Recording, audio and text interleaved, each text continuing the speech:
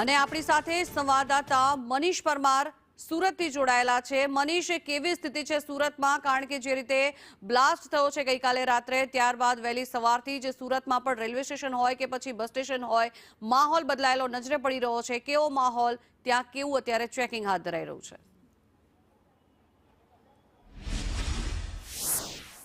જે રીતના દિલ્હીની અંદર આતંકી દ્વારા જે બોમ્બ બ્લાસ્ટ કરવામાં આવ્યો હતો, પોતાના નાપાક હરકતમાં કામયાબ થયા હતા, ત્યારે દેશભરની અંદર જે કહેવાય કે અત્યારે રેડ એલર્ટ આપવામાં આવ્યું છે, ત્યારે સુરતમાં પણ રેડ એલર્ટ આપવામાં આવ્યું છે અને આવી કોઈ હરકત ફરીથી નહીં થાય તેના માટે પોલીસ અને જે એજન્સીઓ છે તે ખડે પગે કામ કરી રહી છે। જોઈ શકાય છે કે અત્યારે સુરતના રેલવે સ્ટેશન વિસ્તાર હોય, ગઈકાલે પણ એરપોર્ટની પાસેથી જ જે કહેવાય કે ચેકિંગ કરવામાં આવ્યું હતું, ત્યારે અત્યારે સુરતના રેલવે સ્ટેશન વિસ્તારની અંદર પોલીસનું સઘન ચેકિંગ કરવામાં આવી રહ્યું છે। તમામ મુસાફરો છે તેને પૂછપરછ કરવામાં આવી રહી છે, તમામ જે છે તે લોકોના માલ સામાન છે તેની ચેકિંગ કરવામાં આવી રહી છે, લાયસન્સ છે, દસ્તાવેજો છે, આ તમામ જે વસ્તુઓ છે તેની ચેકિંગ હાથ ધરવામાં આવી રહી છે। પોલીસ દ્વારા પૂછપરછ કરવામાં આવી રહી છે કે તેઓ ક્યાંથી આવે છે, ક્યાં જઈ રહ્યા છે। જે રીતના બ્લાસ્ટ કરવામાં આવ્યો હતો, એક કારની અંદર બોમ્બ મૂકીને બજારની અંદર બ્લાસ્ટ કરવામાં આવ્યો હતો, 8 થી 9 લોકોના મોત થયા હતા, 23 થી વધુ લોકો ઘાયલ થયા હતા। આવી હરકત ફરીથી ના કરવામાં આવે તેને લઈને દેશભરની તમામ એજન્સીઓ અને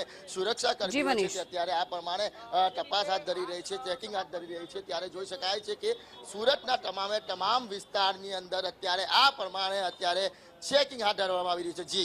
જી આભાર મનીષ, સમગ્ર માહિતી બદલ। દિવ્યેશ, આયુષી, આપનો પણ આભાર। જે રીતે ગઈકાલે બ્લાસ્ટ થયો અને ત્યારબાદ રાજ્યભરમાં અત્યારે એલર્ટ મોડ પર, એક્શન મોડ પર અત્યારે પોલીસ જોવા મળી રહી છે।